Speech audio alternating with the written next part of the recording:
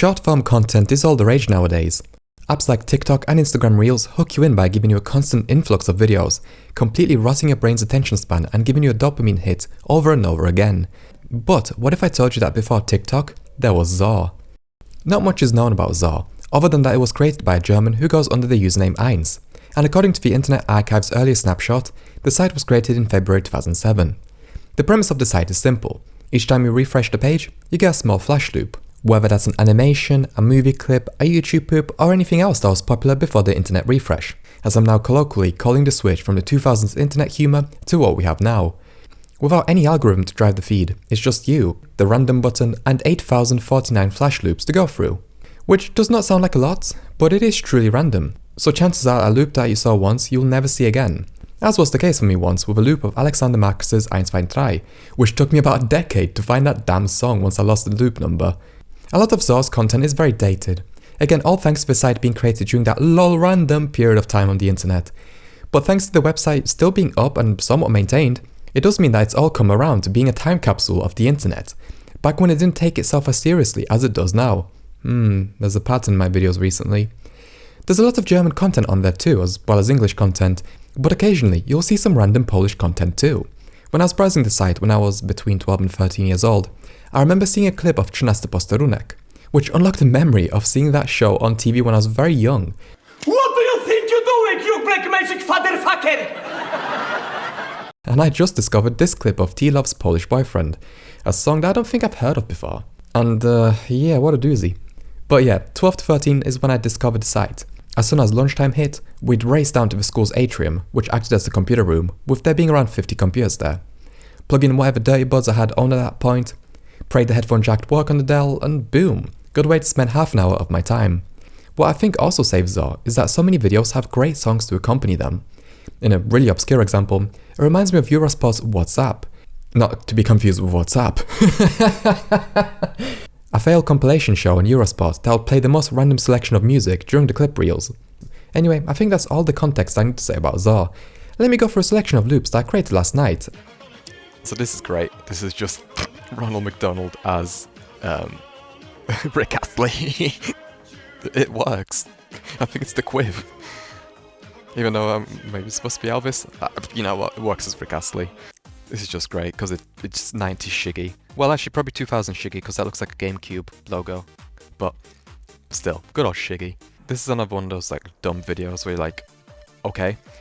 But I just wanted to show this because when you clip the free Dance the Night Away, this song, very popular 90s Eurodance song, it sounds so badass. I love 90s Eurodance. Damn, that's a nice anime. You an idiot? Oh, it's X-Men. Oh, I would have not guessed. Anyway, yeah, I saved this one because of this song. It's like this like Barracuda roof coverage Cascada like remix of Rihanna's Umbrella. I really like it. We don't get this type of music anymore, and it's really sad. Kind of saved this one as well because of the song, but also because I heard this song so many times back in the early 2010s, but I cannot put my finger on where I've heard it. This sounds like a song that you'd put in a YouTube poop, or like a meme edit, which I guess technically is what this video is. This I also saved because I thought like, oh my god, this song sounds amazing, and if I remember correctly from the last take, this is Laser Dance, isn't it? Yeah, Laser Dance, with like this big 80s Italo disco band. Yeah. Oh yeah. Oh, this is great.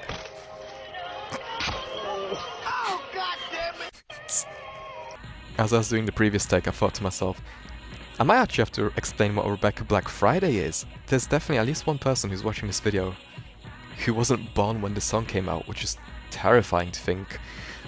But yeah, shows the age of this song, definitely. Gunther is an interesting person because in Europe his songs were quite popular, but now Gunther's just sort of all forgotten about. I've saved this. I'm actually not gonna use the z0r video as a reference, but I do want to talk about this Japanese ad. If I type in like creepiest Japanese commercials, or weirdest actually, yeah, weirdest Japanese commercials, I'm sure it'll be there. Yeah, there it is, right there. Yeah, I remember seeing that ad, and possibly even this entire video. you know, when I was like 12, 11, 12. Because I remember this dog, the Calibi dog. I was like, yeah, it was Calbi, sorry. And yeah, he has this noodle advert, I believe. Like, it's not weird, it is a bit strange. It's not scary, but definitely made me feel a bit, like, unsettled when I was younger. It just sounded like it's a creepy pasta sauce.